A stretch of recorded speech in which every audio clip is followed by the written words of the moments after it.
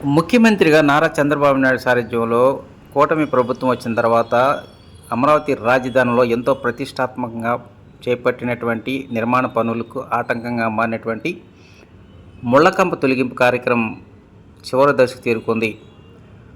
ఈ ముళ్ళకంప తొలగింపు కార్యక్రమం మొదలుపెట్టిన తర్వాత గత కొద్ది రోజుల నుంచి సంవత్సరాల తరబడి నీట మునిగినటువంటి అలనాటి నిర్మాణ కట్టడాలు ఒక్కొక్కటి బయటపడుతూ ఉన్నాయి.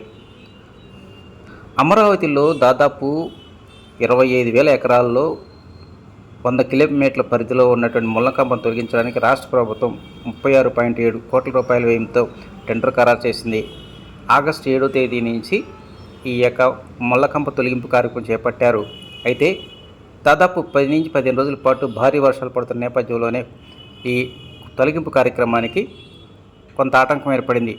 తాజాగా గత కొద్ది రోజుల నుంచి తిరిగి తొలగింపు కార్యక్రమం చేపట్టడంతోనే గతంలో నిర్మాణ పనుల కోసం ఏర్పాటు చేసినటువంటి డ్రైనేజీ వ్యవస్థ, పైప్ లైన్లు, అదేవిధంగా అండర్ డ్రైనేజీ సంబంధించినటువంటి సిమెంటు సంబంధించిన దిమ్ములు ఒక్కొక్కటి వెలుగులోకి వస్తూ ఉన్నాయి. రాజధాని ప్రాంతంలోని మొత్తం 29 గ్రామాల పరిధిలో ఈ ముళ్ళకంప తొలగింపు కార్యక్రమం కొనసాగుతుంది. రోజు రోజుకి కంప తొలగింపు కార్యక్రమం పూర్తి అవుతున్న నేపథ్యంలోనే ఆ ప్రాంతం మొత్తం కొత్త కళ సంతరించుకుంది. ఒకప్పుడు ఆ రోడ్డు వైపు నుంచి వెళ్ళాలంటే పట్టపగలే భయపడాల్సిన పరిస్థితి ఏర్పడేది. కారణం చిట్టడవిలాగా అడవిని గుర్తు చేసే విధంగా ఆ ప్రాంతం అంతా ముళ్ళకంపతో కప్పబడి ఉండేది.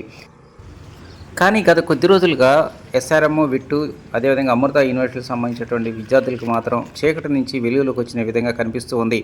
విశాలమైనటువంటి రోడ్లు దర్శనమిస్తూ ఉన్నాయి. ఎలాంటి ముళ్ళకంప అడ్డు లేకుండా ప్రశాంతమైనటువంటి పరిస్థితుల్లో వాహనాలపై గమ్యస్థానాన్ని చేరుకుంటూ ఉన్నారు. ఈ ముళ్ళకంప కార్యక్రమం పూర్తయిన వెంటనే గతంలో రైతులు కేటాయించినటువంటి ఈ ప్లాట్లు సంబంధించినటువంటి అభివృద్ధి చేయడం జరుగుతుందని మంత్రి నారాయణ ఇప్పటికే ప్రకటించారు. అసెంబ్లీ, హైకోర్టు, అదేవిధంగా ఎమ్మెల్యే, ఎమ్మెల్సీ నివాస సముదాయాలతో పాటు ఎన్జిఓస్, అపార్ట్మెంట్లు, విట్టు, ఎస్ఆర్ఎం, అమృత యూనివర్సిటీ పరిసర ప్రాంతాల్లో ఏకకాలంలో 100 పైబడి ప్రొక్లైన్తో ఈ ముళ్ళకంప తొలగింపు కార్యక్రమం జరుగుతూ ఉంది.